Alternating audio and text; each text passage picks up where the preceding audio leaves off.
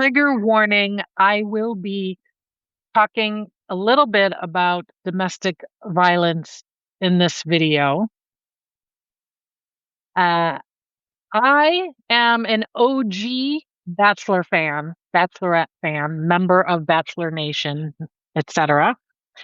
My name is Amy Palmer. I am your GenX Big Sister. Uh, I usually don't discuss my reality TV addiction and my pop culture quirks, but my news feed has just been dominated with information and stories about the latest Bachelorette, Taylor Frankie Paul.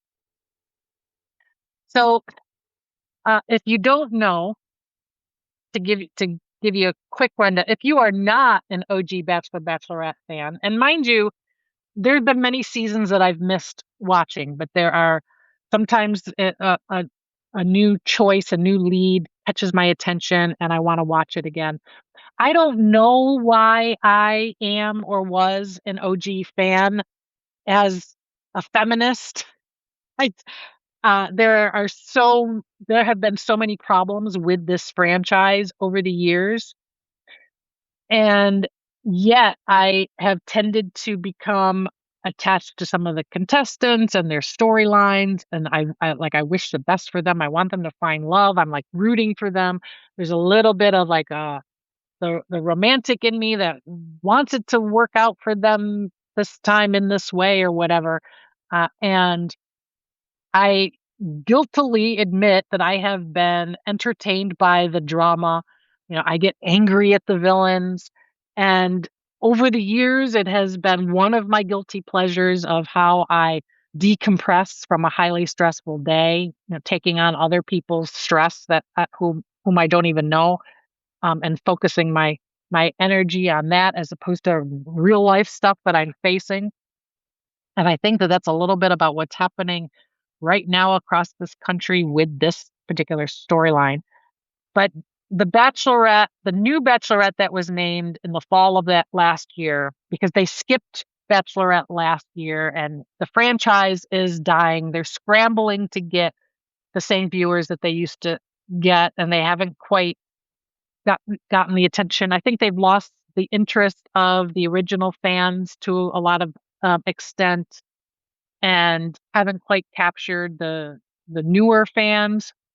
And I feel like they were looking for a way to do that. So they cast Taylor in September. I didn't really know who she was. I didn't know anything about her other than the fact that she was one of the women on another reality show called The Secret Lives of Mormon Wives.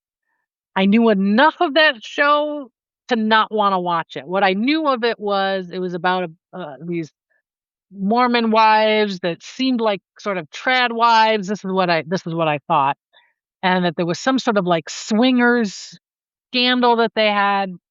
Whatever. I had no interest in watching it. But when Taylor was named Bachelorette, I decided I needed to do my homework and watch Secret Lives of Mormon Wives, which was entertaining and horrifying at the same time. I binged the first three seasons in early December because I wanted to get to know Taylor. And she was very volatile and unpredictable and definitely had a temper. But then sometimes she was also very likable and level-headed and the voice of reason. Like her, the portrayal of her character, of her edit, or however you want to look at it, changed all the time, and it was all over the place. The whole series started out just after there was an assault charge against her before that series even began. So they addressed that in season 1, and it kind of seemed, the way that I saw it, like they showed the police body cam footage and they talked about it a little bit, but my takeaway was it was an argument that she and her boyfriend had, and that it was sort of exaggerated that she assaulted him, and it got kind of like blown out of control, out of proportion. That was my assessment when I watched it. Like, so we quickly got past that in season one, and got to know Taylor and all of that. Uh, I season four. So when I started to watch season four, in terms of timeline, she already knew she had been cast as the Bachelorette when season four started, or it gets announced early in season four. So you're kind of watching the last few months, weeks, days leading up to her going to actually be the Bachelorette.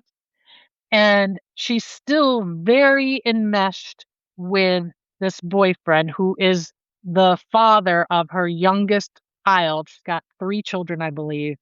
And her and Dakota have a baby, and they had that baby after the first original domestic violence incident.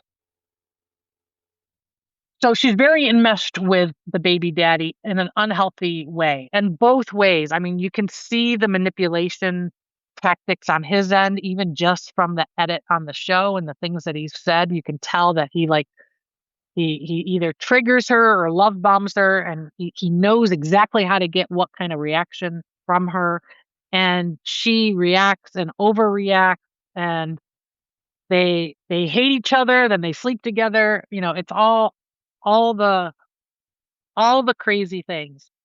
And it's an extremely toxic relationship and an unhealthy relationship. And I I do get a little triggered when I see some of it, because I have had bit somewhat similar. I've never been physically abused.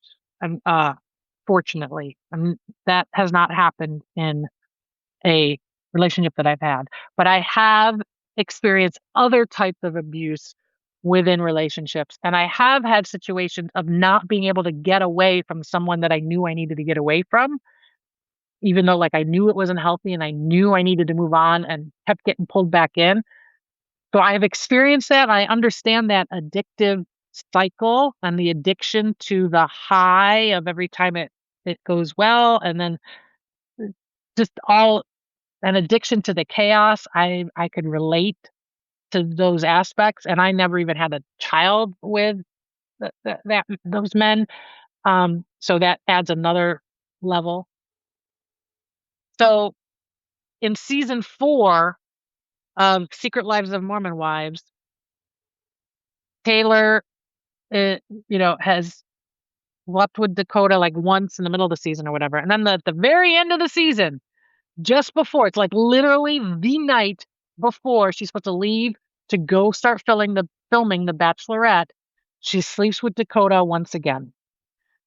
And he spends the night, and then he leaves early in the morning. And then her mom and her sister come to get her early the next morning to bring her to the airport to go for the filming, and she won't get out of bed. The other women on the show try to get her out of bed. She won't get out of bed. She won't get out of bed. She misses her flight. She doesn't make it. And that's how the season ends for Secret Lives of Mormon Wives.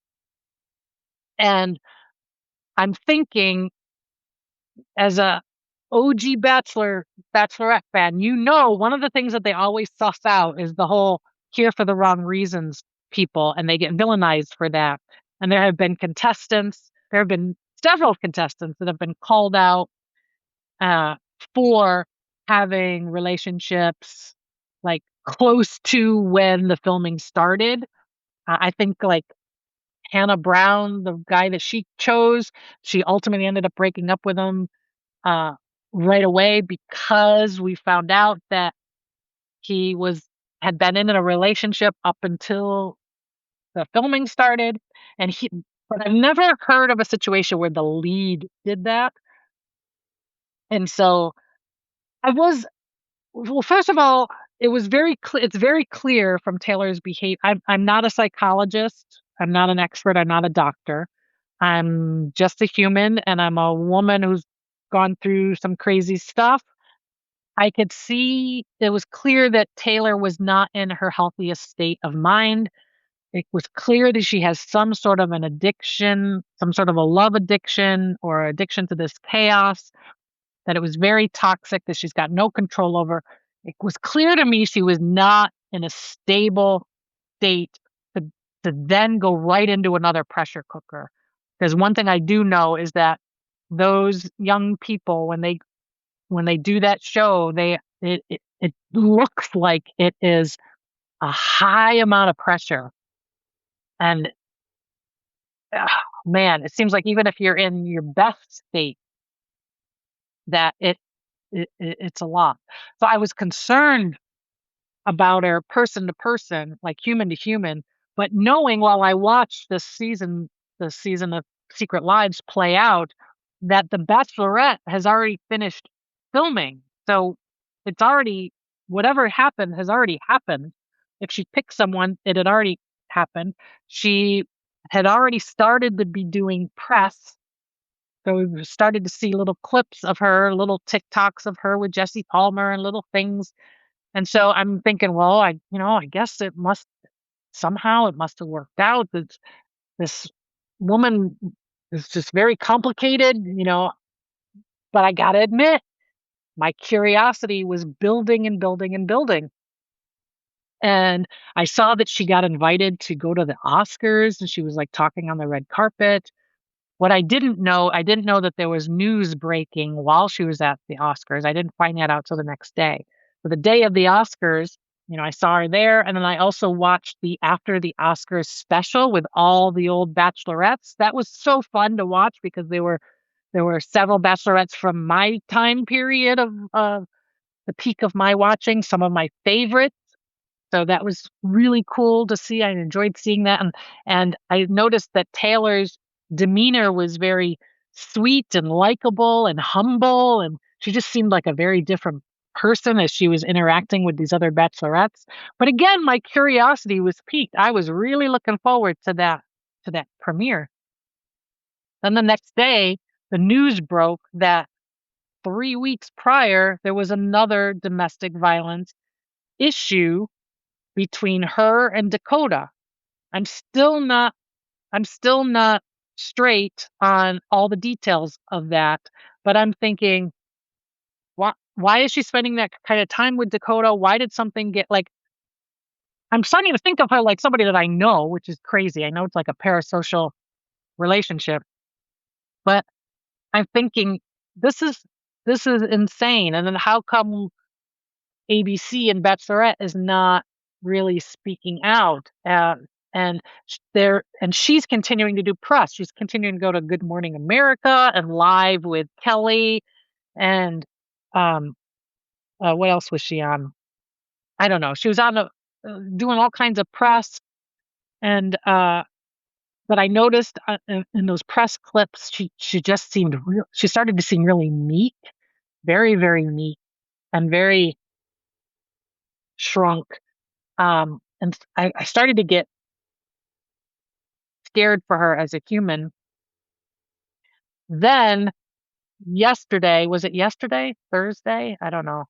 Uh, the video of the first incident, the one that happened years ago in 2023, the video that Dakota took of Taylor hitting him and fighting with him and throwing stools, metal bar stools at him with her daughter in the room. Now I can't tell from the video whether the daughter got hit. I'm hearing she did. I'm hearing she didn't. Apparently, the police report says she did. I don't know. It was horrifying and sickening to watch it, and I became really, really scared and concerned for all parties involved in this. Uh, and I mean, I'm really, really concerned for the children. That's the number one thing. Out making sure that the children are okay, and so hopefully there's family that are taking care of that. But then also, and concerned about Taylor and Dakota. Taylor was immediately getting vilified because of this video, which I understand, and rightfully so. In terms of, like, there's no excuse for it. There's zero excuse for what we saw on the video. I'm also concerned about whatever context we didn't see. Not that the context excuses it, but I'm concerned about Dakota not being held accountable enough for his contribution to what has happened. And then, surprisingly, in a shocking move, ABC has decided to cancel The Bachelorette. So it's not gonna premiere on Sunday, which the ripple effects of the financial impact of that, like not only does it cost ABC like 10 $12 million just to make that, but all of the people who were relying on that, um, that go into building something like that, got to be pretty bad for them to have pulled it. So my complicated thoughts around this, and as your Gen X big sister, I know a lot of you probably have zero interest in reality TV and what I'm talking about, but this is on my mind right now. I just find it very intriguing that so many people, everybody's commenting on this from all sides, so many different perspectives, so many different thoughts. People who were on the show previously, a couple of the current contestants of this upcoming season that aren't really allowed to speak, so they put out a very vague statement. Uh, I find it, I just find it interesting to watch how it's playing out and watch how it is encompassing all of us. So to take me as an example, I'm I'm trying to balance how I'm paying attention to all the atrocities of the world that are happening, all of the things that uh, I'm concerned about that are hurting and oppressing other people, and I'm actively trying to learn how to balance taking that information, feeling whatever I need to feel about it, and trying to live my life in as healthy a way as I possibly can and maintain my own mental health and clarity. Like I'm balancing all of that. And yet I'm able to like put all of that aside to focus on this very real serious topic, but it's a real serious topic for someone that I don't know that has played out as sort of like a reality TV character. I know these are real people with real lives, but the way it's sort of diverted all of our attention into this topic is interesting. And I, I don't think I have very clear observations or conclusions on it right now because we're kind of in the thick of it. But like the conversations that we're having about domestic violence and about what that looks like and what these toxic relationships look like and what being in a relationship with a narcissist looks like and how that plays out. It's all really important, but there's also conversations on why did we showcase this couple to begin with? Why did we platform this woman to begin with? Would it play out differently had she been a different race? Obviously, it would have played out differently. It would not have, she would not have been platformed. She would not have been celebrated and put into this role. So there's so many bigger issues and questions that keep